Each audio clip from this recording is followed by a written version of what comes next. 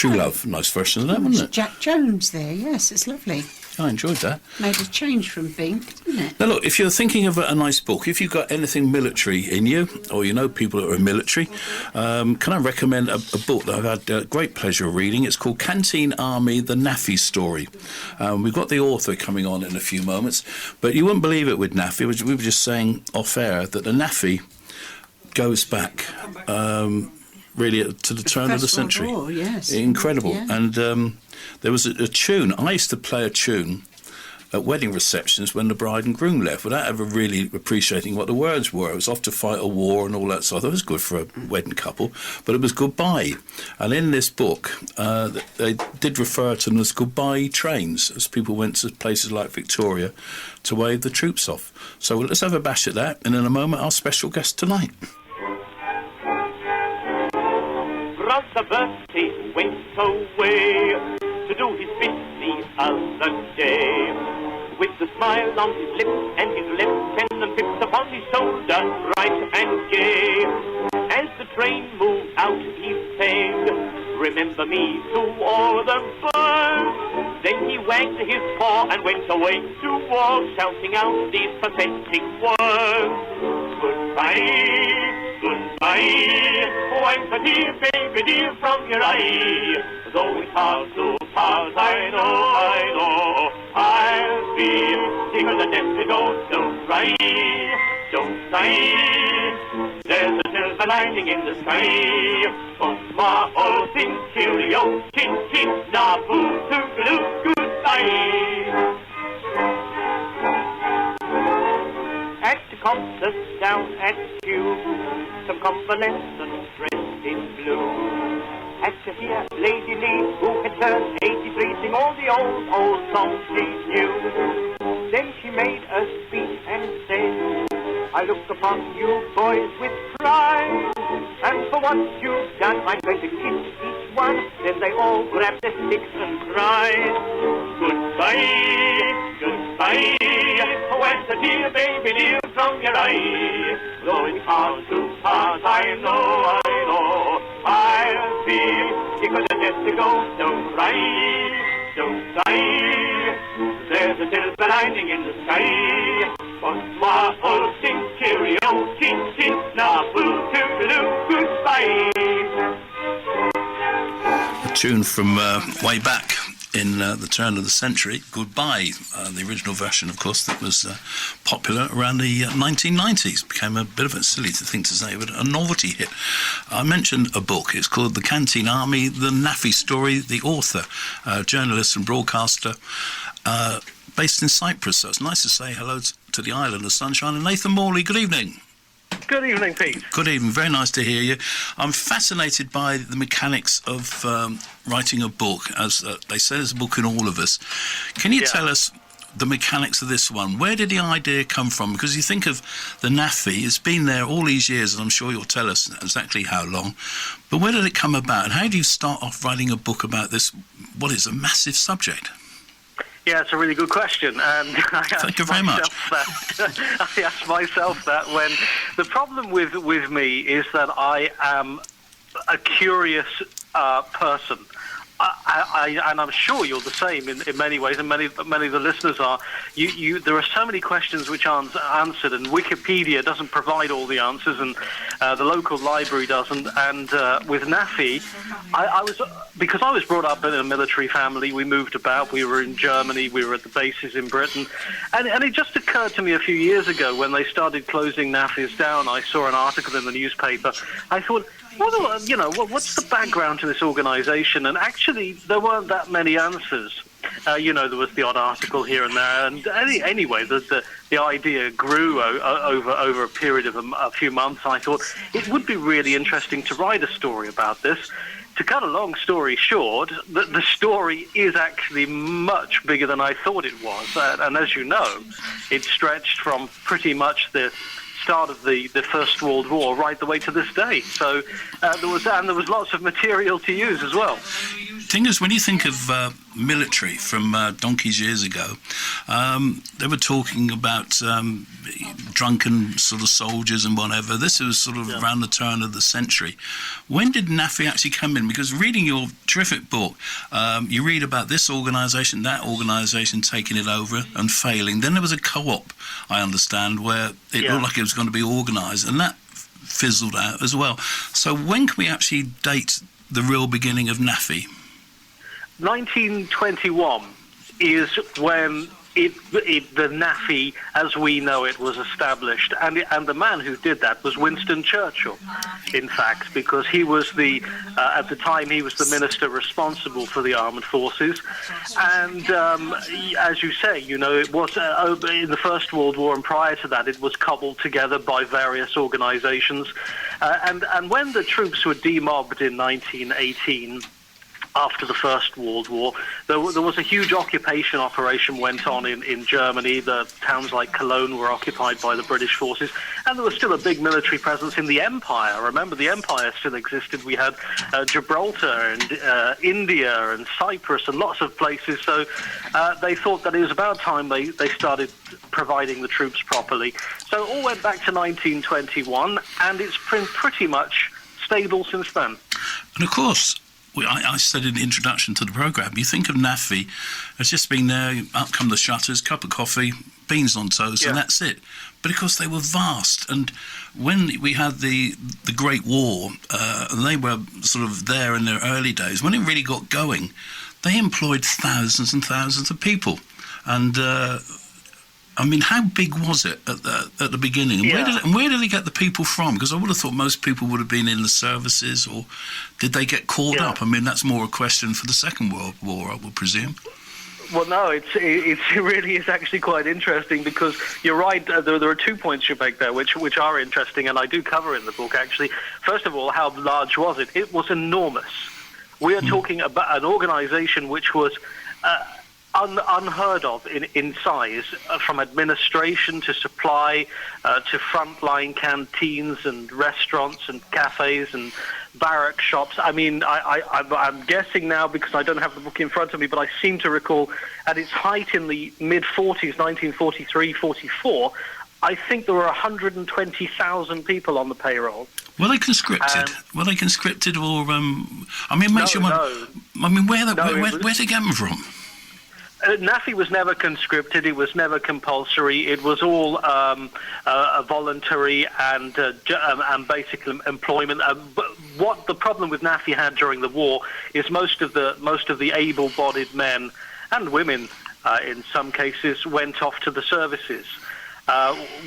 So Naafi was left with a problem to an extent where the manpower was always an issue, always a problem filling the vacancies. They were always advertising. And there was this period, and it's very funny and it's strange to think about it, between kind of 1939 and even around 1949, after the war and the Clement Attlee government, there were always jobs in Britain.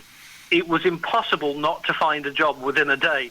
And one of the biggest employers was Naafi. It didn't matter where you lived in Britain or in the colonies or the Empire, you could always find a job at the Naafi. And they were quite well paid too.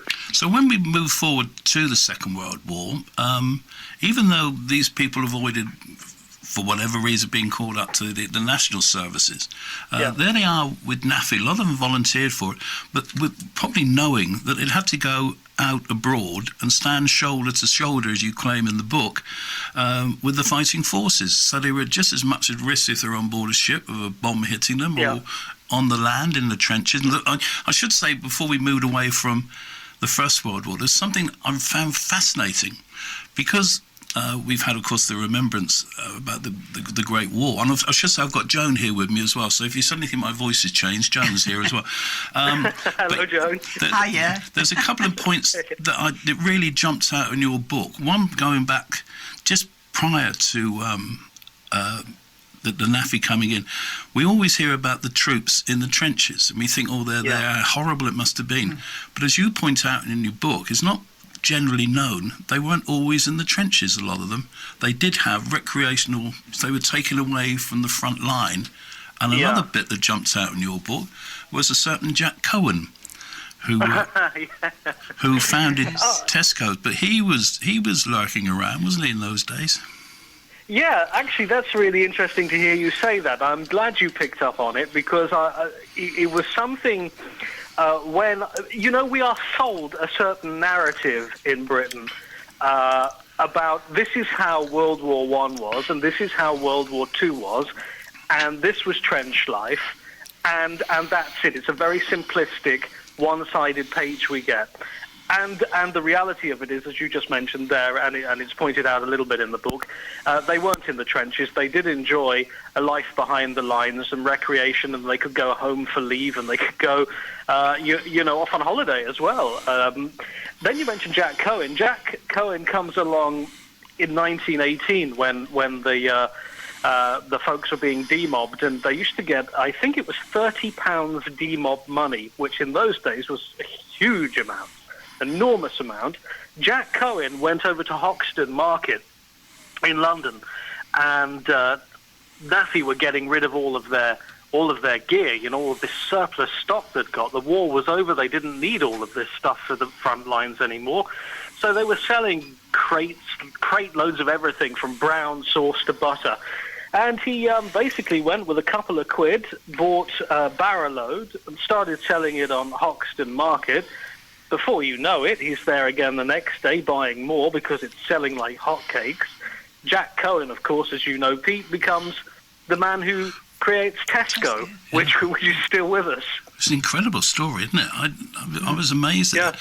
So when in the war, these people, there's another bit in the story that jumps out at me. There's these Naafi people just enjoying, everyday life. They docked in Gibraltar, lovely place, have a stroll through the square, and then it's announced that we're at war.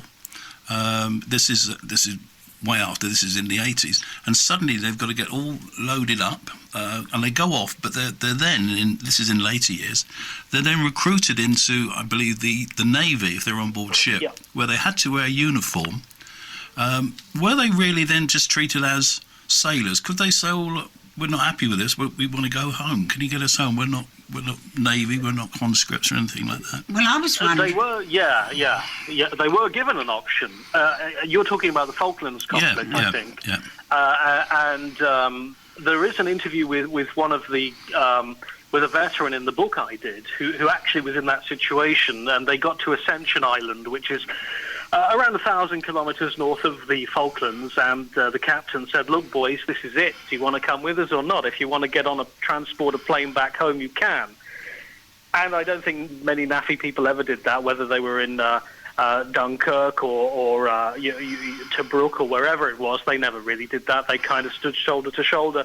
And this was pretty much the case with Naafi. They know that they were at the front line as well. And they, there was somebody I was interviewing for the book said a beautiful line to me. You said, we used to go and fight with our customers, and I thought that was so lovely. Yeah. They did. They literally dropped the tea urn or the teapot and picked up their guns, and that's what they did. Because I was getting sorry, John, I was just going to say I'm getting my battle zones mixed up. There was me talking about the Gulf, and of course that was the Falklands. Sorry, John, I interrupted you. Yeah, I was only going to say that in all wars there's always conscientious objectors. Did you actually employ them in the Naafi? That's a really good question. I would imagine they did. I don't know for sure, but conscientious objectors were kind of directed to the jobs that nobody else would do on land. And many of them were young, weren't they? Oh, crikey, yeah. Some of them, 18, 19, mostly male, it's important to point out. Yes. And funnily enough, Joan, the Naafi, this was where the real problem with the Naafi was. They couldn't get enough men, heavy loading, lorry drivers, canteen managers. So I would imagine a lot of conscientious objectors did get into Naafi. Yes. The other thing that I didn't know, and it jumps out of the book, was ENSA. I didn't realise Naafi was responsible for ENSA. No, neither did I. You didn't know that? No. See, I'm going to get you for Christmas now. Yes. Yeah, because ENSA popped along, which, the amount of shows that you list that they did, the number was absolutely incredible. And it started with this chap Basil Dean, didn't it? But it was derised at the beginning and it's still mocked a bit today, but it was a huge bit of organisation, wasn't it? Getting ENSA together. Had all rock stars, didn't it? Oh yeah, it was. We would not have the entertainment scene or the history we've had in the last half century that we have without ENSA. People like Hancock, Milligan,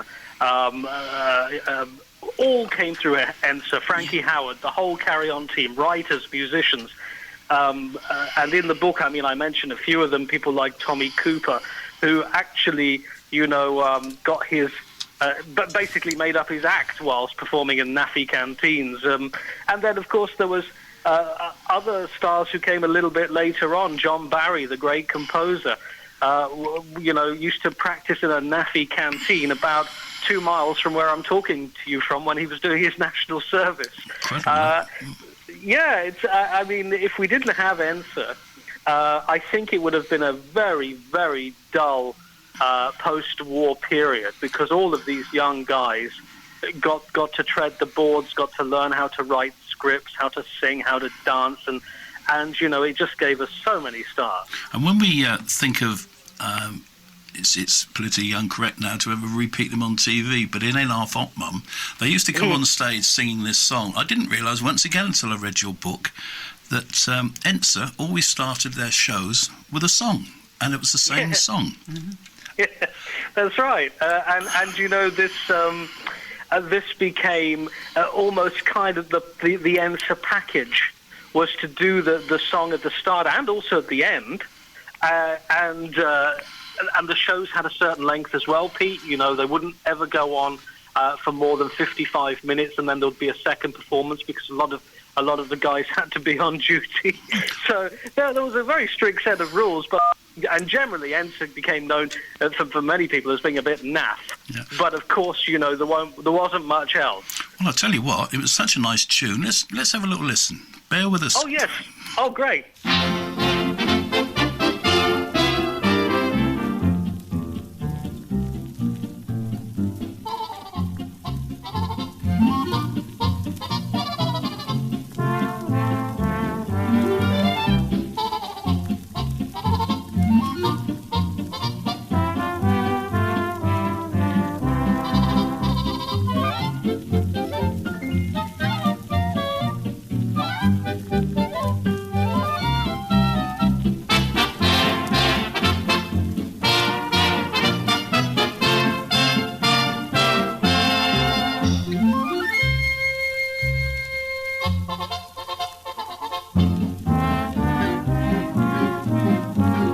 Homeland is in danger and there's trouble in the air. We forget our little squabbles and it's trespassers beware. All the nation is united when the danger looms in sight, and we march along together as we sing with all our might. We must all stick together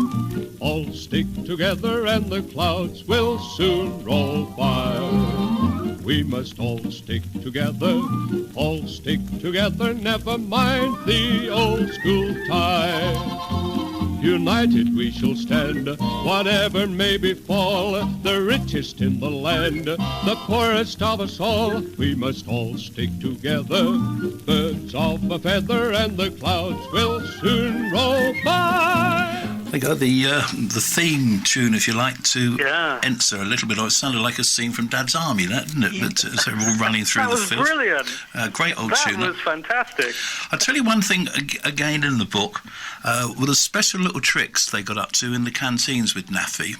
Things like they used to make tea in these great big urns, and they just piled in the tea leaves, and then they boiled it up, and then they put bicarbonate of soda in.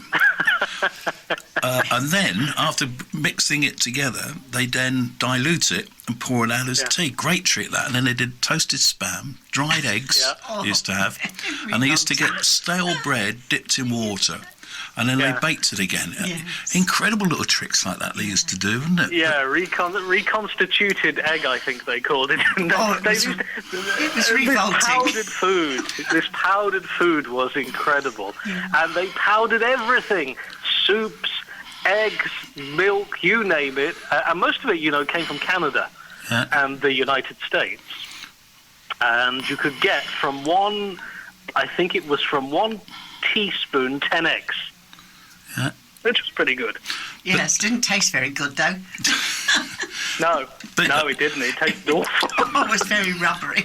But Naafi went on, probably in every war situation that we're ever involved in. I think you claim in the book India's about the only place where there isn't a Naafi, but they're on board the ships, and they were there. Say when the Dunkirk people came back, they were there with the cups of tea and all that sort of stuff. And of course they just got bigger and bigger. They opened up recreational clubs, didn't they, and hotels. Vast amount of property they had. Yeah. And the property portfolio, yes, it was huge, after the war, they opened, a lot of listeners will remember as well, because there was one in Portsmouth, they opened these Naafi clubs. That's right. These huge Naafi clubs, which had like dances every night, and they had a canteen, and the only thing you needed to get in was a uniform. Yeah. And they went on until the mid-50s. They were very popular. And of course, where you are, in my favourite island, Cyprus, you had it was known, I think, as the Mediterranean of Aldershot, or the Aldershot in the Mediterranean. Yeah. But what a great posting that would have been, until, of course, all the fighting took place over there. Yes. When you got the rebels, then you had the Turks invading, and then it was a case of whip your hat on, tin hat on, and fight for your life out there. But the state of it now, with conscription finishing all those years ago and the military cutbacks, what state is the Naafi in now? I mean, as opposed to what it was there again. How big is it now, do you think? Well, it's a shadow of its former self. The last Naafi in Germany is around the size of a porter cabin. There's just one left because the British forces are leaving Germany, and the gradual drawdown is it's nearly complete. I think it finishes next year. Cyprus, the Naafis have ended. Gibraltar as well. There's a few in the Falklands. I would say I don't know the exact number, how many are left, but I think the employees, we're talking a couple of hundred. Yeah. So we're and that really is reflective, Pete, of the downsizing of the British forces. And a lot of people don't know this. And even my father, who's an ex-serviceman, he was in the RAF for 25 years. When I told him recently, I said, the British forces is so small now. I mean, it's, when we were looking at all the RAF bases which had closed down in the past 20 years, I mean, his mouth was open. He could not believe how small the forces got. And, of course, with the reduction of the forces, went the reduction of the Naafi, went the reduction of the British Forces Broadcasting Service, BFBS, and everything else which serves the services. Yeah, we always said down here, whenever there's new military conflict, they'd load up the Gosport ferry and send that out, because we've got an aircraft carrier with no planes on it. It was a terrible situation. Well, look, the book, tell us where people can get the books. We've got people who listen to this all over the world, I'm delighted to say, and if they want to get hold of this, it's a great read for Christmas. It's not going to break the bank. Tell us where they can get it from, Nathan, if you would. The best place and the cheapest place is go to amazon.co.uk or amazon.com. It's on Kindle and it's on paperback, and I think that's got the best deals on there, and I would be absolutely thrilled to hear from anybody who has any questions, because the thing about this book, Pete, and I know you've read it, when you write a book about an army supermarket, you have to have a bit of an interest in it. It's one of it's not going to be a bestseller, but it's one of those things which I think a part of British history which has been sadly neglected, and I'm so pleased that I managed to get to the end of it. Lovely. I tell you what, Nathan, I bet there's many a couple listening out there to us tonight who met and married through meeting in the Naafi or dancing at the Naafi. I bet you're right. Yeah, and there still are. I still hear about them, and about couples in the 50s and the late 40s, and even in the 60s national who met in the Naafi. Yeah, met in the Naafi. Now, can I say, please, if you're listening, give us a call, ask for a request, and let us know where you met. Yes. And if you're looking through Amazon, remember it's called Canteen Army: The Naafi Story. If you look on Angel's Facebook page, which you can click on, there's a little F. on the front of our website. It gets very confusing. If you click on that and go down a little bit, there's the cover, and it's a cover of some chaps getting served a meal or whatever in the RAF base in Oakington, if people remember Oakington, way back in 1944. And as I say, you can get it like I did on Kindle. You can get it on, take it with you and read. But I'd thoroughly recommend it. Nathan, as I say, it's a delight to talk to you. You've been a source of great, if you like, entertainment for me when I used to be in Cyprus. Good luck with this book, and good luck. I think you've got Luxembourg coming out soon. Have you a story of Luxembourg? The next one comes out next month. It's the history of Radio Luxembourg, and that will be a really fun one. That's lovely. We look forward to that. Nathan, good luck. Lovely to speak to you. Thanks for spending. I know it's, what is it? 10:30 out there, is it now? 10:30, way past my bedtime. Oh, Well, good night and God bless. Well, you're all right now. You can, Thank you, Joan. You can go and watch Newsnight now and put your feet up. We'll play Gracie Fields and Thingamy Bob. Okay, Nathan, delight to talk to you. Can you stay on the line so I can say goodbye properly?